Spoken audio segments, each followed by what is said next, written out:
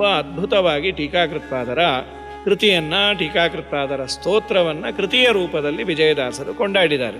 ಟೀಕಾಚಾರ್ಯರ ಪಾದ ಸೋಕಿದ ಕೊನೆ ಧೂಳಿ ತಾಕೀದ ಮನುಜರಿಗೆ. ನಮ್ಮ ಸಮಕಾಲೀನರಾದರೆ ನಮ್ಮ ಮನೆಗೆ ಪಾದಪೂಜೆಗೆ ಕರೆಸ್ಬೋದು, ಬೇಡ ಅವರು ಯಾವ ಮಠದಲ್ಲಿರ್ತಾರೋ ಹೋಗಿ ಅವರ ಪಾದದ ಧೂಳನ್ನು ಹಾಕಿಕೊಳ್ಳಬಹುದು.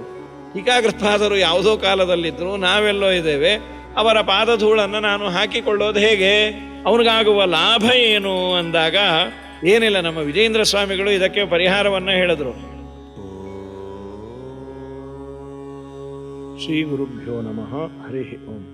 ಮಧ್ವಮತದ ವಿಶೇಷವಾದ ಸೇವೆಯನ್ನು, ಆಚಾರ್ಯರ ಸೇವೆಯನ್ನು ಮಾಡಲಿಕ್ಕೆ ಶ್ರೀಮದಾಚಾರ್ಯರ ಗ್ರಂಥಗಳ ಹೃದಯವನ್ನು ನಿಮ್ಮೆಲ್ಲರಿಗೆ ಮುಟ್ಟಿಸಲಿಕ್ಕೆ ಅವತಾರ ಮಾಡಿದಂತಹ ಅನೇಕ ಮಹಾನುಭಾವರು, ಅವರಲ್ಲಿ ಮುಂಚೂಣಿಯಲ್ಲಿ ಇರುವಂಥವರು ಜಯತೀರ್ಥರು.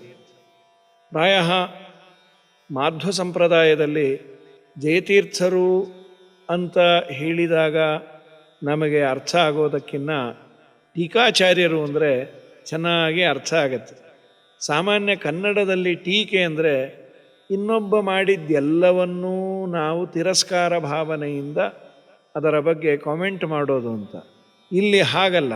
ಟೀಕೆ ಅಂತಂದರೆ ಅದನ್ನು ವಿವರಿಸೋದು, ಅಭಿಪ್ರಾಯವನ್ನು ಚೆನ್ನಾಗಿ ಸ್ಫುಟತರವಾಗಿ ಅದರ ವಿವರಣೆಯನ್ನು ಕೊಡೋದು ಅಂತ. ಟೀಕಾಚಾರ್ಯರು, ಟೀಕಾಕೃತ್ಪಾದರು ಅಂತ ಪ್ರಸಿದ್ಧರಾದವರು ಜಯತೀರ್ಥರು, ಅಕ್ಷೋಭ್ಯತೀರ್ಥರ ಶಿಷ್ಯರು. ಆಚಾರ್ಯರ ಅನೇಕ ಗ್ರಂಥಗಳಿಗೆ ಒಟ್ಟು ಅವರು ಮಾಡಿದ್ದು 21 ಗ್ರಂಥಗಳು. ಅದರಲ್ಲಿ 18 ಶ್ರೀಮದಾಚಾರ್ಯರ ಗ್ರಂಥಗಳಿಗೆ ವ್ಯಾಖ್ಯಾನವನ್ನು ಮಾಡಿದ್ದಾರೆ. ಸಾಕ್ಷಾತ್ ಶ್ರೀಮದಾಚಾರ್ಯರ ಗ್ರಂಥಗಳಿಗೆ ವ್ಯಾಖ್ಯಾನ ಮಾಡಿದರೆ, ಮೂಲ ಗ್ರಂಥಗಳಿಗೆ ವ್ಯಾಖ್ಯಾನ ಮಾಡಿದರೆ ಅದನ್ನು ಟೀಕೆ ಅಂತ ಕರೀತಾರೆ. ಟೀಕೆಯ ವಿವರಣೆಯನ್ನು ಯಾರಾದರೂ ಮಾಡುವುದಾದರೆ ಅದಕ್ಕೆ ಟಿಪ್ಪಣಿ ಅಂತ. ನಮ್ಮಲ್ಲಿ ಹೀಗುಂಟು. ಟಿಪ್ಪಣಿಕಾರರು ರಾಘವೇಂದ್ರ ಸ್ವಾಮಿಗಳು, ಇನ್ನೂ ಅನೇಕ, ಬಿದರಳ್ಳಿ ಶ್ರೀನಿವಾಸ ತೀರ್ಥರು, ಇವರೆಲ್ಲರನ್ನ ಟಿಪ್ಪಣಿಕಾರರು ಅಂತ. ಮೂಲ ಗ್ರಂಥಕ್ಕೆ ವ್ಯಾಖ್ಯಾನ ಮಾಡಿದರೆ ಟೀಕಾಕಾರರು ಅಂತ. ಪ್ರಕೃತದಲ್ಲಿ ನಮ್ಮ ಟೀಕಾರಾಯರ ಬಗ್ಗೆ ಸುಂದರವಾದ ಅನೇಕ ದಾಸರು ಮಾಡಿದ ಕೃತಿಗಳು ಇದ್ದಾವೆ. ಒಂದ್ಯಾವುದಾದ್ರೂ ಕೃತಿಯನ್ನು ಟೀಕಾಕೃತ್ಪಾದರ ಅನುಗ್ರಹ ಸಂಪಾದನೆಗಾಗಿ ನೀವು ಅರ್ಥಾನುಸಂಧಾನ ಪುರಸ್ಸರವಾಗಿ ಗಾನ ಮಾಡಿದಾಗ ಹೆಚ್ಚು ಪ್ರೀತಿಯಾಗತ್ತೆ. ಟೀಕಾಕೃತ್ಪಾದರು ಮಾಡಿದ ಉಪಕಾರ ತುಂಬ ತುಂಬ ದೊಡ್ಡದು.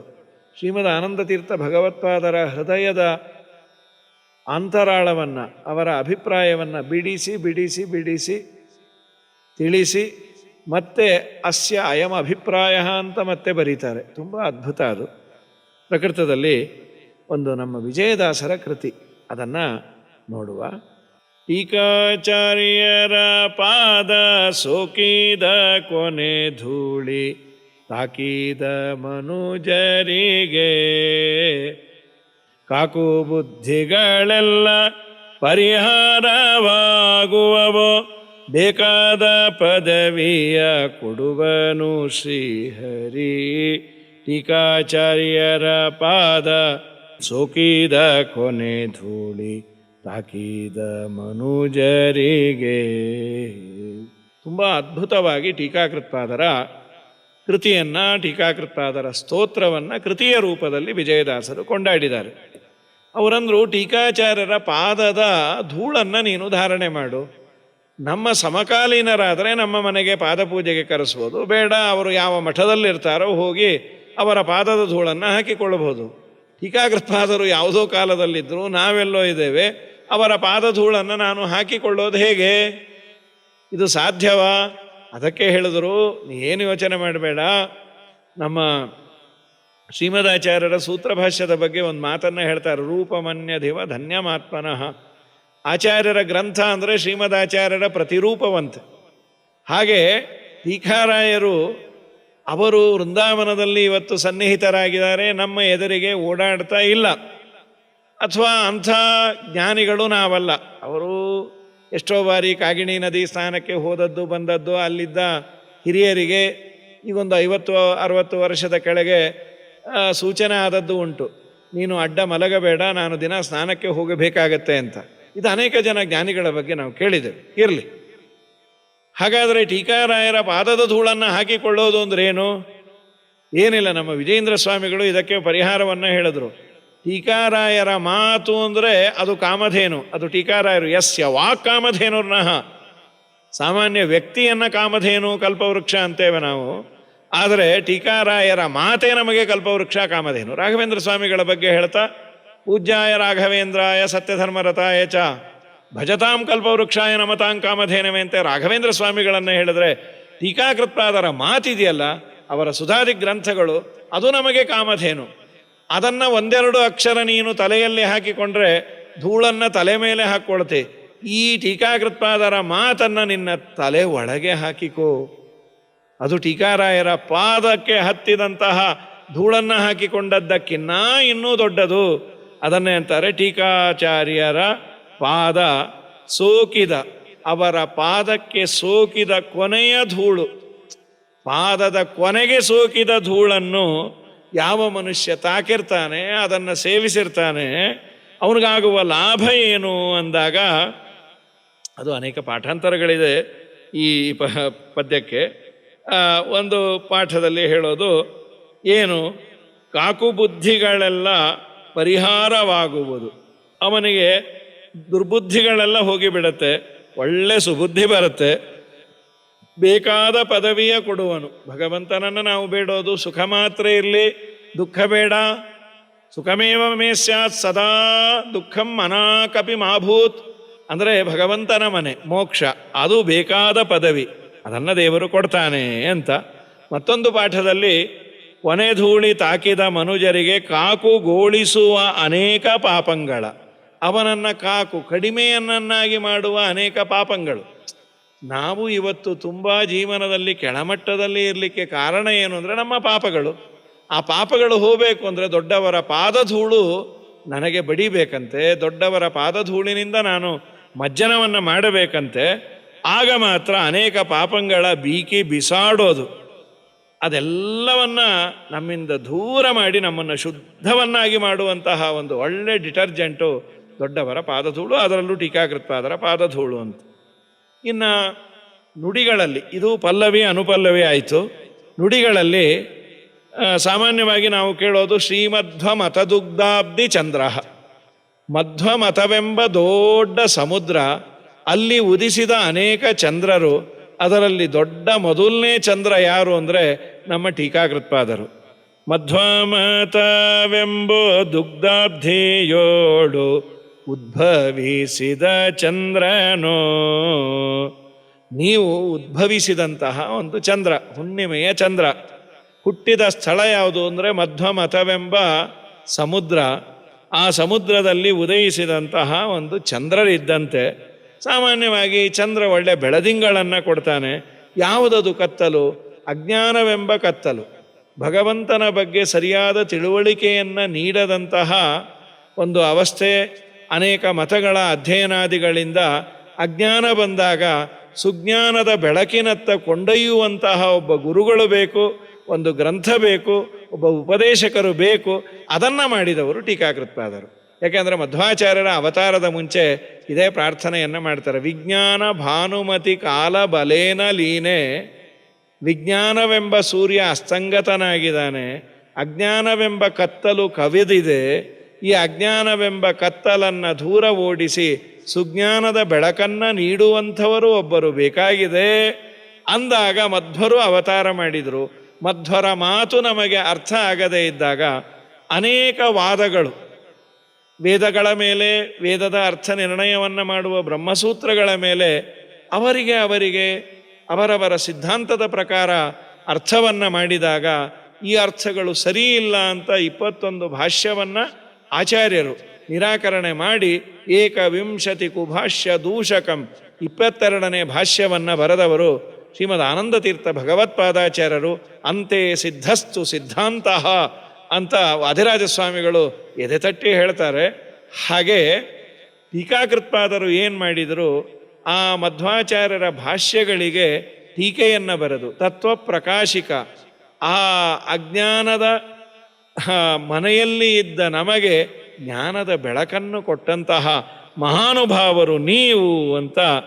ಹಾಗಾಗಿ ಆ ಅಜ್ಞಾನವೆಂಬ ವೃಕ್ಷಕ್ಕೆ, ಅಜ್ಞಾನವನ್ನು ತಿಳಿಸುವಂತಹ ವೃಕ್ಷಗಳು, ಪರಮತಗಳೆಂಬ ವೃಕ್ಷಕ್ಕೆ ನೀವು ಕುಠಾರದಂತೆ, ಕೊಡಲಿಯಂತೆ ಅದನ್ನು ನಿರ್ಮೂಲನೆ ಮಾಡಿ ಬೆಳಕನ್ನು ಕೊಟ್ಟವರು ನೀವು ಅಂತ ಅದ್ಭುತವಾಗಿ ಕೊಂಡಾಡಿ, ತತ್ವವ ನುಡಿಸಲು ತತ್ವಸುಧಾ ಭಾಷ್ಯ ವಿಸ್ತರಿಸಿದ ಚಂದ್ರನು, ಚಿತ್ತವಿಟ್ಟು ಮಾಡಿ ಟೀಕವನ್ನು ಸುತ್ತೇಳು ಜಗಕ್ಕೆಲ್ಲ ಪ್ರಕಟಿಸಿ ಮೆರೆದಂಥ ಟೀಕಾಚಾರ್ಯರ ಪಾದ ಸೋಕಿದ ಕೊನೆ ಧೂಳಿ ತಾಕಿದ ಮನುಜರಿಗೆ. ಆ ನಂತರದಲ್ಲಿ ನಿಮ್ಮನ್ನು ಯಾವತ್ತಾದರೂ ಒಮ್ಮೆ, ಎಂದಿಗಾದರೂ ಒಮ್ಮೆ ಕೊನೆ ನಾಲಿಗೆಯಿಂದ ಬಿಂದು ಮಾತ್ರದಿನೇನೆಯೇ, ಯಾವತ್ತನ್ನ ಒಂದಿನ ಟೀಕಾಕೃತ್ಪಾದರಸನ್ನ ಸ್ಮರಿಸೋ. ಯಾವುದೋ ಒಂದು ನೆಪಕ್ಕಾಗಿ ಜಯತೀರ್ಥರೇ ಅನ್ನು, ಟೀಕಾರಾಯರೇ ಅಂತ ಒಮ್ಮೆ ಆದರೂ ಒಂದು ಯಾವುದೋ ಒಂದು ನೆಪದಿಂದ ಬಿಂದು ಮಾತ್ರ ಅಂದರೆ ಅಷ್ಟು ಟೈಮ್, ಬಹಳ ಟೈಮ್ ಬೇಡ, ನನಗೆ ಟೈಮ್ ಇಲ್ಲ, ಅದಿಲ್ಲ, ಪುರುಸೊತ್ತಿಲ್ಲ, ಏನೇನೋ ಸೊತ್ತಿಗಾಗಿ ತುಂಬ ಒದ್ದಾಡ್ತೀವಿ. ತುಂಬ ದೊಡ್ಡ ಸೊತ್ತನ್ನು, ಮೋಕ್ಷವೆಂಬ ಸೊತ್ತನ್ನು ಕೊಡುವ ಟೀಕಾಕೃತ್ಪಾದರಂತಹ ಗುರುಗಳನ್ನು ಇಟ್ಟುಕೊಂಡು ಎಲ್ಲಿ ಏನು ಸಿಗೋದಿಲ್ಲ ಅದರ ಹಿಂದೆ ನಾವು ಓಡಾಡ್ತಾ ಇರ್ತೇವೆ. ಅದಕ್ಕೆ ಬಿಂದು ಮಾತ್ರ ವಿಜಯದಾಸರಂದರು ಒಂದೇ ಒಂದು ಸ್ವಲ್ಪ ಹೊತ್ತು ಅಣುಕಾಲವಾದರೂ ಟೀಕಾರಾಯರನ್ನು ನಿನ್ನ ನಾಲಿಗೆ ತುದಿಯಿಂದ ಅವರನ್ನು ನೆನೆದಾಗ ಅವರು ನಿನಗೆ ತುಂಬ ದೊಡ್ಡ ಅನುಗ್ರಹವನ್ನು ಮಾಡ್ತಾರೆ. ಮಂದಮತಿಗಾದರು ಅಜ್ಞಾನ ನಾಶನ, ಅವನು ದಡ್ಡ, ಅವನಿಗೆ ಶಾಸ್ತ್ರ ಬರ್ತಾ ಇಲ್ಲ, ಲೌಕಿಕವಾದದ್ದು ಯಾವುದೂ ಬರ್ತಾ ಇಲ್ಲ, ವ್ಯವಹಾರ ಜ್ಞಾನ ಇಲ್ಲ, ಇನ್ನು ನಮ್ಮ ಗತಿ ಏನು ಅಂತ ಅಪ್ಪ ಅಮ್ಮನಿಗೆ ಚಿಂತೆ ಆಗಿರುತ್ತೆ. ಇವನಿಗೂ 10 ಬಾರಿ ಓದಿದ್ರು ಏನೂ ಅರ್ಥ ಆಗ್ತಾ ಇರಲ್ಲ. ಇದಕ್ಕೆ ಕಾರಣ ಏನು ಅಂದರೆ ಪಾಪ ಇದೆ. ಆ ಪಾಪವನ್ನು ದೂರ ಮಾಡಬೇಕು ಅಂದರೆ ಸುಲಭವಾಗಿ ದೂರ ಮಾಡುವಂಥವರು ದೊಡ್ಡ ಡಾಕ್ಟರ್ ಅಂದರೆ ಡಾಕ್ಟರ್ ಟೀಕಾಕೃತ್ಪಾದಾಚಾರ್ಯರು, ಜಯತೀರ್ಥರು. ಅವರನ್ನು ನೀನು ಜಯತೀರ್ಥರೇ ಅಂತ ಒಮ್ಮೆ ನೀನು ಕರೆದರೆ, ಜಯತೀರ್ಥರೇ ನಿಮಗೆ ನಮಿಸ್ತೇನೆ ಅಂದರೆ ನಿನ್ನ ಅಜ್ಞಾನವನ್ನೆಲ್ಲ ದೂರ ಮಾಡಿ ಸಂದೇಹವಿಲ್ಲವಯ್ಯ ಸ್ಮರಣೆ ಮಾಡಿದ ಮೇಲೆ ಚೆನ್ನಾಗಿ ಅವರನ್ನು ಸ್ಮರಿಸು. ಇಲ್ಲಿ ಬಿಂದು ಮಾತ್ರದೇ ಸ್ಮರಿಸಲು ಅಂದರು. ಅದೇನದು? ಒಂದೇ ಒಂದು ಪಾಯಿಂಟ್ ಅಂತೀವಲ್ವ, ಅದಕ್ಕೆ ನಮ್ಮ ವಿಜಯದಾಸರು ಅದನ್ನೂ ಹೇಳಿದ್ರು. ಜಯತೀರ್ಥರು ಜಯರಾಯರು ಅಂತಿದೆಯಲ್ಲಪ್ಪ, ಆ ಜಯತೀರ್ಥ ಅನ್ನುವ 4 ಅಕ್ಷರ ಅಥವಾ ಥ ಅನ್ನೋದು ಒಂದು ರೀತಿಯಾಗಿ ಥ, ಮಹಾಪ್ರಾಣ ಅಂದರೆ ತಾ ಥ 2 ಮಾತ್ರ ಕಾಲ, ಅಲ್ಲಿ ಅರ್ಕಾವತ್ತು ಇದ್ದದ್ದರಿಂದ ಒಂದು ರೀತಿ 3 ಸೇರಿ ಥ ಅಂತ ಆಗಿದೆ. ಆ 3 ಸೇರಿ ಒಂದನ್ನು ನೀನು ಸ್ಮರಿಸಿದರೆ ನಿನ್ನ 3 ಬಗೆಹರಿಯತ್ತೆ. ಬೇಡ, ಅದು ನನಗೆ ಕಠಿಣ, ನನ್ನ ಬಾಯಲ್ಲಿ ಬರೋದಿಲ್ಲ, ನಾನು ಪೆದ್ದ, ಅದಕ್ಕೆ ಜಾ ಅಂತಿಷ್ಟೇ ಅನ್ನು. ಬಿಂದು ಮಾತ್ರದೇ ಅಂದ್ರಲ್ಲ, ಏನದು? ಜಯತೀರ್ಥ ಅನ್ನುವ ಅವರ ಹೆಸರಿನಲ್ಲಿರುವ ಒಂದು ಬಿಂದು, ಒಂದು ಪಾಯಿಂಟ್ ಜಾ ಅಂತ ನುಡಿ ಸಾಕು.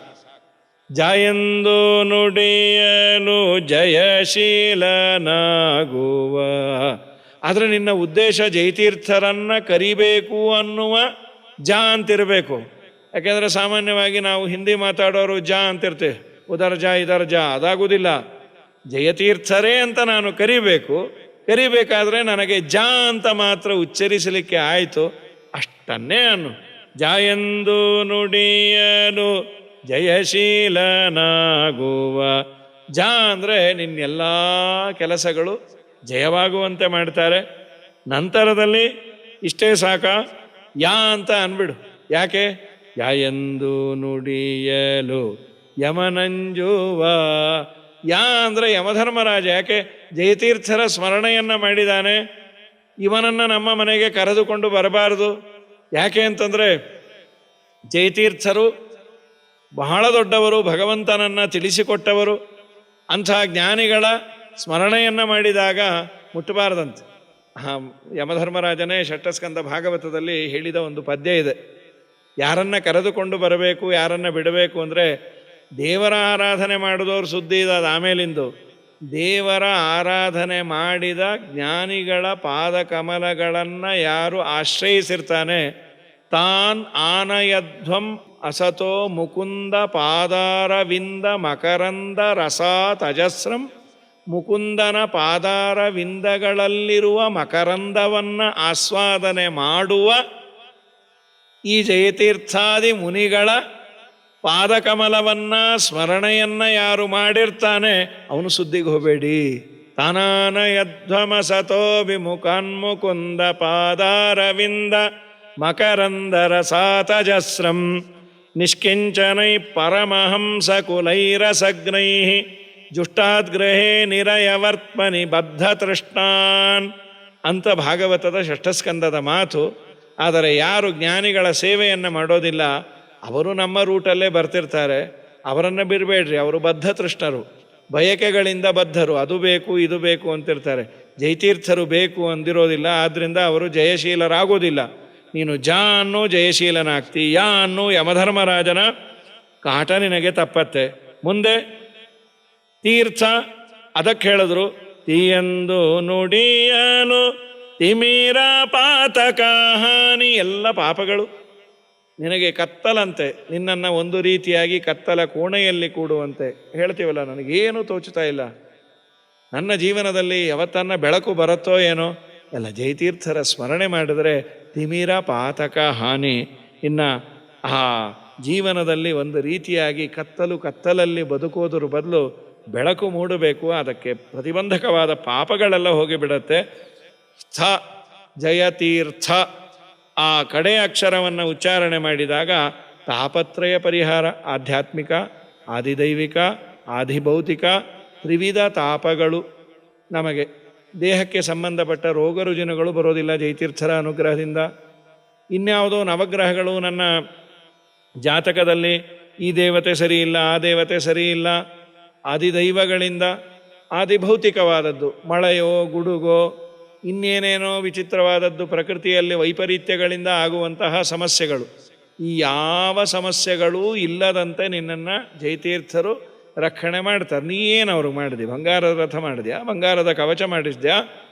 ಏನೂ ಇಲ್ಲ. ಅವ್ರ ಹೆಸರನ್ನು ಹೇಳದೆ ಜಯತೀರ್ಥ ಗುರುಭ್ಯೋ ನಮಃ ಇಷ್ಟನ್ನು ಹೇಳು ಅಂತಾರೆ. ಇಷ್ಟನ್ನಾದರೂ ಹೇಳು. ಕಡೆಗೆ ಆ ಅಂಕಿತದ ಸುಂದರವಾದ ಪದ್ಯವನ್ನು ಹೇಳ್ತಾರೆ. ಯೋಗಿ ಅಕ್ಷೋಭ್ಯರ ಕರ ಕಮಲ ಸಂಜಾತ ಭಾಗವತರ ಪ್ರಿಯನೇ.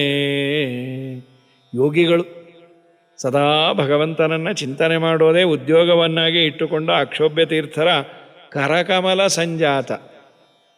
ನೋಡಿ, ತುಂಬ ಚೆನ್ನಾಗಿದೆ. ಈ ಯೋಗ ಸನ್ಯಾಸ ಅನ್ನೋದರಲ್ಲಿ ಭಗವದ್ಗೀತೆಯಲ್ಲಿ ಭಗವಂತ ಹೇಳ್ತಾನೆ, ಯೋಗ ಅಂದರೆ ಕರ್ಮಯೋಗ, ಸ್ವವಿಹಿತವಾದ ಕರ್ಮವನ್ನು ಪರಿಪಾಲನೆ ಮಾಡೋದು. ಸನ್ಯಾಸ ಅಂದರೆ ಕೇವಲ ಕಾಮಕ್ರೋಧಗಳನ್ನು ಬಿಡೋದು. ಇದಕ್ಕಿನ್ನ ಯೋಗ ಮುಖ್ಯ. ಸ್ವವಿಹಿತವಾದ ವೃತ್ತಿಯನ್ನು ಬಿಡಬಾರದು.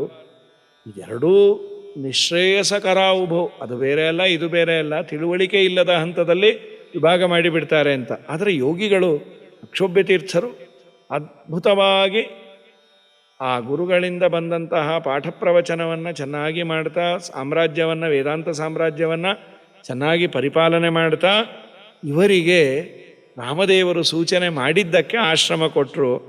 ಅವರ ಕರಕಮಲ ಸಂಜಾತರು ನಮ್ಮ ಜಯತೀರ್ಥರು. ಆದ್ದರಿಂದ ಏನಾಯಿತು? ದೊಡ್ಡವರ ಅನುಗ್ರಹಕ್ಕೆ ಪಾತ್ರರಾದದ್ದರಿಂದ ಭಾಗವತರ ಪ್ರಿಯನೇ. ಭಾಗವತರು, ಭಗವದ್ಭಕ್ತರು, ವಿಷ್ಣು ಭಕ್ತರು ಅಂತ ಯಾರಿದ್ದಾರೆ ಅವ್ರಿಗೆಲ್ಲ ತುಂಬ ಪ್ರೀತ್ಯಾಸ್ಪದರಾದವರಾದರು. ಯೋಗಿಗಳ ರಸನೆ.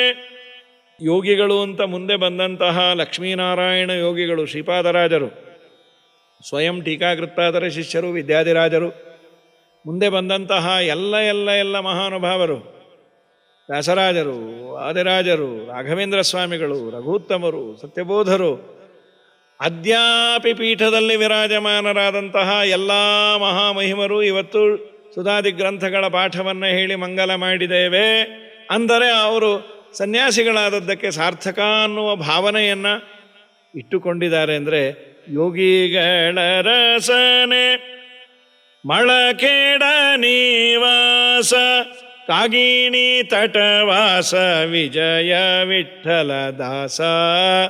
ಅವರ ವೃಂದಾವನವನ್ನು ನಾವು ನೋಡಬೇಕು. ಎಲ್ಲಿ ಹೋಗೋದು? ಅದಕ್ಕೆ ವಿಜಯದಾಸರಂದು ಮಳಖೇಡ ನಿವಾಸ. ಅಕ್ಷೋಭ್ಯ ತೀರ್ಥರ ವೃಂದಾವನದ ಪಕ್ಕದಲ್ಲೇ ಮಳಖೇಡದಲ್ಲಿ ವಿಶೇಷವಾಗಿ ಕಾಗಿಣಿ ನದಿ, ಆ ಕಾಗಿಣಿಯ ನದಿಯ ತಟದಲ್ಲಿ ವಾಸ ಮಾಡಿಕೊಂಡು ವಿರಾಜಮಾನರಾಗಿ ಇವತ್ತಿಗೂ ಬಂದ ಭಕ್ತರನ್ನು ಅನುಗ್ರಹ ಮಾಡ್ತಾ ಇರುವಂತಹ ಟೀಕಾಕೃತ್ಪಾದರು.